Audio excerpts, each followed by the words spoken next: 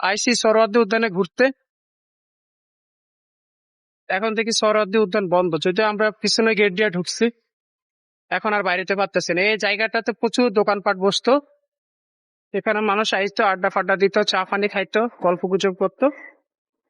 এখন আইসা দেখি সব বন্ধ। সম্ভবত বিএনপির ছাত্রদল নেতার সেই সাম্য হত্যার প্রতিবাদে এটা বন্ধ করে দিয়েছে। এই যে সিসিটিভি ফুটেজ গুলো দেখতেছেন, ক্যামেরার বক্স গুলো দেখতেছেন, এটা কিন্তু একসময় ছিল না।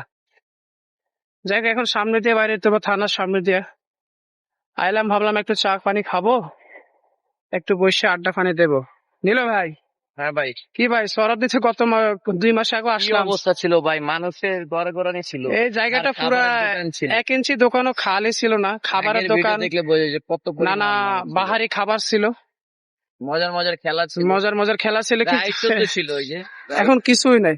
পুরো সরহদ্দি উদ্যান যেন এখন একেবারে নিস্তব্ধ। গুটি কয়েকজন আছে, শুটিং বুটিং করতেছে। এই যে দেখেন, তারা শুটিং বুটিং করতেছে, আর এমনিতে মানুষ নাই বললেই চলে। দিন দিন সবকিছু যেন হারিয়ে যাচ্ছে।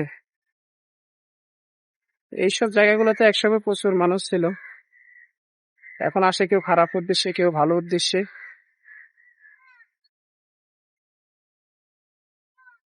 তবে এখানে এসে বসে থাকলে একটা ভালো লাগে, সেটা হচ্ছে আপনার বিভিন্ন পশু পাখির আওয়াজ শোনা যায়, ডাক শোনা যায়, যেটা আসলে অসাধারণ।